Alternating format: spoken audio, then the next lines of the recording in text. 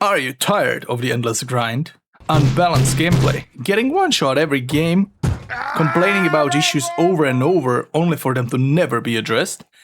Tired of endless monetization, loot boxes, even multi-tiered ones, and other anti-consumer practices? Well, me too, or at least I was, until I stumbled across this game.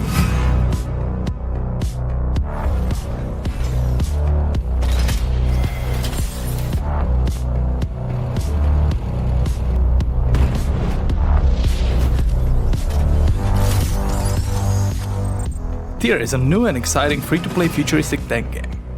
And I already know what some of you may be thinking. It isn't realistic, it doesn't have historical tanks, yada yada yada.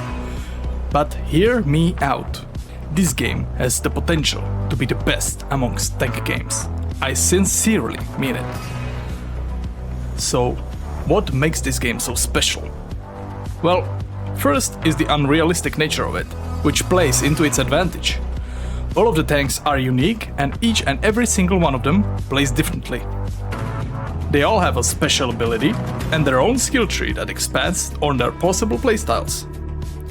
There are three main tank types: light, medium and heavy. As you might expect, lights are fast and have little to no armor, and rely on speed and stealth to outmaneuver their enemies. They have various tools for this, like blinking forward, drones, and even turning into a literal jet. Medium tanks can vary a lot. Some are snipers, some are stealthy, some are fast, some are armored. They can dish out a lot of damage, and most of them are quite self-reliant. They are the backbone of every team, providing the support they need to be victorious. Heavy tanks are, as their name suggests, heavily armored and slower than the rest. I've played heavies the least, as they can be pretty punishing if caught out, but if you take a good position, you can be the wall the enemy can't push past. Before I show you the individual tanks and their unique abilities, I'd like to highlight the mechanics, which for me are a huge improvement when I compare it to World of Tanks. It almost looks like they just looked at World of Tanks and their pain points and annoyances and said, well, let's make it better. The aiming? Yeah, it's RNG, except you can wait a bit longer to become pinpoint accurate as indicated by your crosshair. See how it changes from a circle into a cross? Yeah. The game even builds upon this, with each tank having both a different aim time and a pinpoint accurate aim time. So it becomes less of a frustration point and more of an active decision if you want to fire or not. The spotting? There's no guessing game here. You see exactly how far you can be spotted, and not just that, the game even tells you how your spot range will change if you fire inside the brush. And yeah, if you're very good at World of Tanks, you can sort of know these things. But that's the difference. Here it's just straight up transparent with you. It's not hiding any info. The armor layout can be checked from the menu, and you can instantly see it in-game if you start aiming. Or even on yourself if you hold the Alt key. So you can instantly see how to angle against your opponents. Now I know that World of Tanks has added this feature not so long ago in their 2.0 update, but let's be honest, it's not that great, and you're still better off using Tanks GG. I'm also aware that the armor flashlight is a bit controversial, but my hot take is that I don't even hate it in World of Tanks. And in Tyr, well, since it's a fast-paced game, it fits better. You can also see the layout of enemy modules, so you're able to effectively disable them or even go for the sweet crits. Now for the roster. Tyr can be summarized essentially by calling it a hero shooter with tanks. But even though each tank technically falls into a certain class, that doesn't instantly dictate their playstyle. Playing a light doesn't mean you'll have to focus on spotting for your team, just as playing a heavy doesn't have to mean going into the close range position to brawl it out. Though of course, there are options for exactly that too. So, let's look into all the tanks this game has to offer. Let's start with the light tanks. First on our list is Electo, which is rapid fire hovercraft. Oh yeah, did I mention hovercrafts? There are two main ways tanks in this game move. One of them are with tracks, as you might expect, and the other are hovercrafts. They differ because they can go from side to side with Q and E, and also they can hold space to essentially drift indefinitely. With that, you can go for some cool outplays, especially against heavy tanks that can't turn as fast. But let's get back into Electo. Its ability is Blink, and its main playstyle is basically outplaying your enemies by trying to drift around them. It has quite a good DPM, so playing it is quite dynamic. Next on our list is Icarus. Now, I don't really have much footage of that one, but it's the one that turns into a jet. It can dish out quite a bit of damage and then run away. And since it can turn into a jet, its skill ceiling is quite high. You need to learn how to fly the jet and also control your tank, and mix those two playstyles in order to be successful on this tank. Next on our list is Kestrel, which is your essential light tank. I'd say it's the most similar World of Tanks playstyle, and it also has a drone that lets you spot an area for 10 seconds. But don't get me wrong, even though it's mainly about spotting, this tank can dish out good damage because it has a 3-shot clip. Next on our list is Phantom. And Phantom just throws out the whole spotting idea out of the picture. Its main idea is drifting around, being stealthy, outplaying your opponents and dishing out huge damage from the rear. It's honestly one of the most fun tanks that I've played in this game, at least for me. Just watch these plays.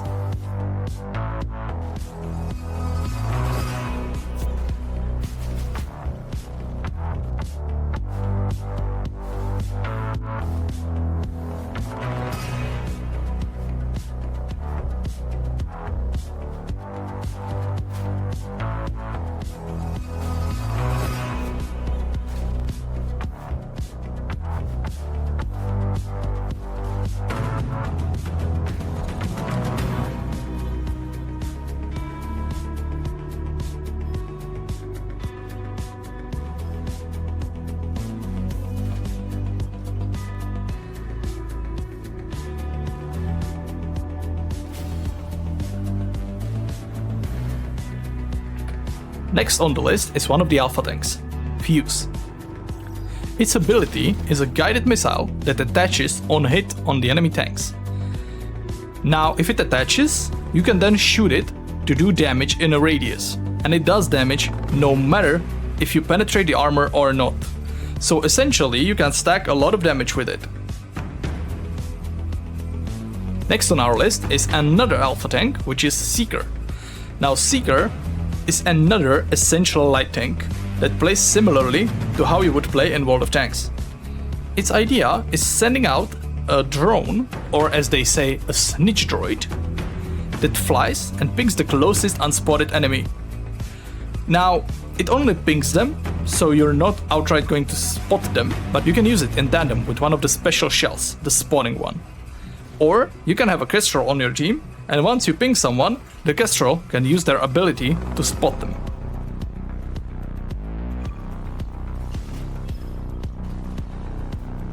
Now we get into the mediums, and the first one is Arbalest. Now its specialty is raw damage. It wants to sit in the bag and snipe, but it's not as simple. The maps are quite well designed, so you're not going to be able to just camp the whole game. You're gonna have to find a good position and support your team. It has the highest penetration and the highest damage if you use your special module. It transforms you into the siege mode and charges up a powerful shot that has the highest penetration and the highest damage in the game right now. It also knocks out all enemy internal modules, so don't get hit by this. Next on our list is Arc, which is the stealth expert. It can get quite close because its camouflage is very strong. And if you get caught out, well, you can just grow a bush anywhere you want and get unspotted immediately, unless you're too close and get lit again immediately. Next on our list is the Rook. Now, this medium tank plays more like a heavy that plays hull down. You want to hide your lower and upper plate and only show the turret, which is virtually impenetrable by most tanks. To accomplish this task a little easier, it has a wall that it can place.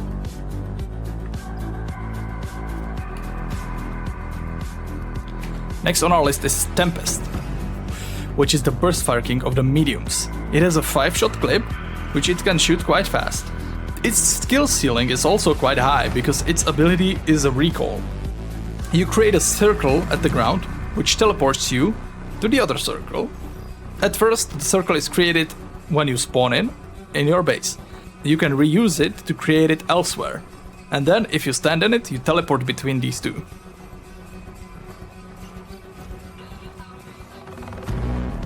Next on our list is Valor, which is the support tank. Its ability is charging up a healing shot, which can repair any allied tank hit. But be careful, if you shoot the enemy, it will also heal them. Once you heal your ally, it will also heal you. Now, its armor is also quite good, so it can help the heavies in close quarter combat, but you definitely don't want to be the front line by yourself. Next on our list is the Deadeye. Well, its main ability is a little bit goofy, but it's interesting. You basically detach your turret and it flies into the air. Then you can shoot your 2-shot clip and then it flies back down. So essentially, you would sit behind a rock, use your ability, hope that nobody shoots your turret, and then shoot your 2 shots as soon as possible to get your turret back down. It's an interesting concept, but we'll see how it plays out. Next on our list is another alpha tank, which is the Ranger. It's mostly an all-arounder. It has some armor, some mobility, some firepower, and its special ability is placing a ramp that's going to boost you forward. Its ability is quite good, especially if you use it in conjunction with allied tanks that have high top speed but bad acceleration, like the Seeker.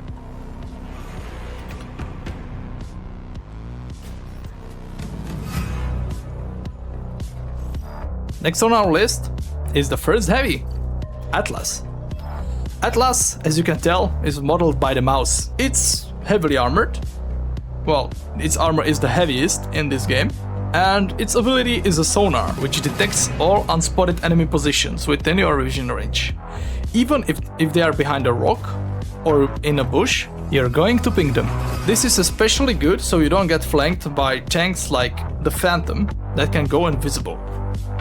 Next on our list is Fortis. Now Fortis, I haven't played too much, but it has the ability to throw mines behind it.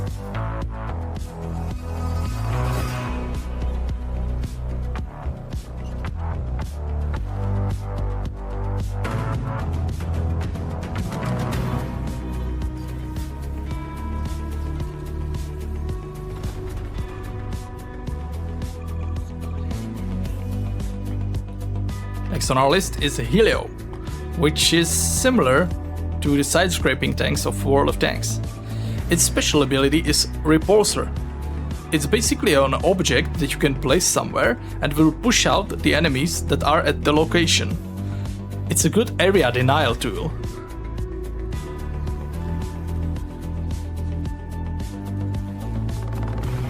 Next up is Maul. And all players of IS-7 rejoice. This is the tank for you. You're going to charge forward, ram the enemies, and don't care about anything else.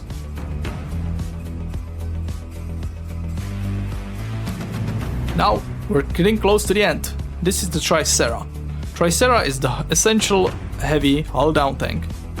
Its ability is the smoke screen, which honestly I didn't really find that fits its playstyle too much, but maybe I'm missing something. But it's also an alpha tank, so it's very much subject to change. And that's it for the tanks. So with all that said, how does an average game look? If I had to describe it with one word, I'd have to say dynamic. Battles are fast-paced, but it's not a smooth brain rushdown.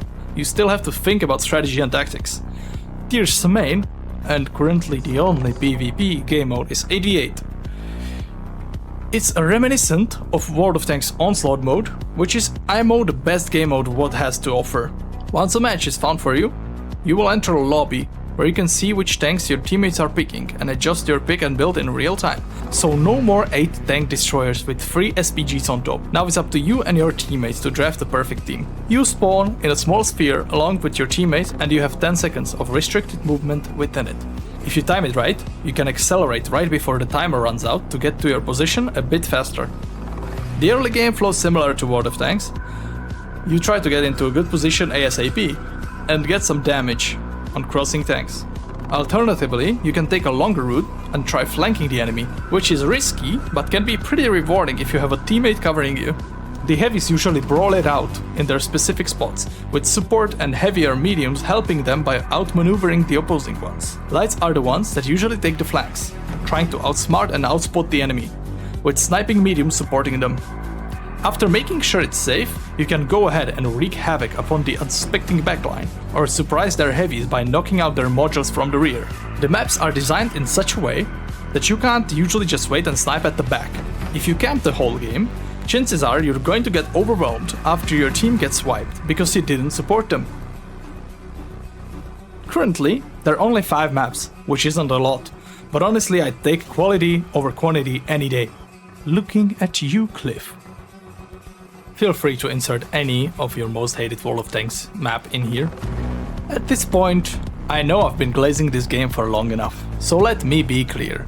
It's not perfect, it has some rough edges. One point of frustration is that the hitboxes on the terrain aren't always perfect. It happened to me and my friends multiple times that we had the shot lined up on the enemy only to hit an invisible wall, since the hitbox of the terrain was a bit elevated. The game is also clearly not finished. As I've said, there are only a few maps now, and some tanks are using crude placeholders. I can't really speak about the game balance yet, since everyone is new to this game and it will no doubt drastically shift as players get more hours under their belt. One potential source of frustration can be playing solo. Since the game rewards coordination, there aren't as many players as in World of Tanks. A good squad of friends can do some real damage and completely steamroll unprepared randos. How the game will handle this remains to be seen. As for the matchmaking, I can't really judge it yet either, since it's just a playtest and doesn't have enough players to judge its quality yet. One concern for me is the monetization. Now, the developers, Stock Games, claim that all playable vehicles will be unlockable just by playing the game, with paid cosmetics. I hope that this will be enough for them to support themselves, because I'd hate this to become another pay-to-win loot box fest. It's hard to judge right now, but if their current actions are anything to go by, I am hopeful, since they're letting us keep all of the progress from the playtest, a move I haven't seen with any other game that I've tested before. All in all, Tyr is a breath of fresh air. It is for sure different, and won't be for everyone, but for me, it seems to be a perfect game to take a break from the monotony of World of Tanks. I left the store page of Tyr in the description, so feel free to take a look for yourself. It's free after all. So, with all that said, if you liked the video, I'd love it if you gave me a thumbs up, and if you'd like more content from me, feel free to sub. Which tank ability was your favorite? Let me know in the comments. But that's it for this video. Have a great day. Love ya. Mwah.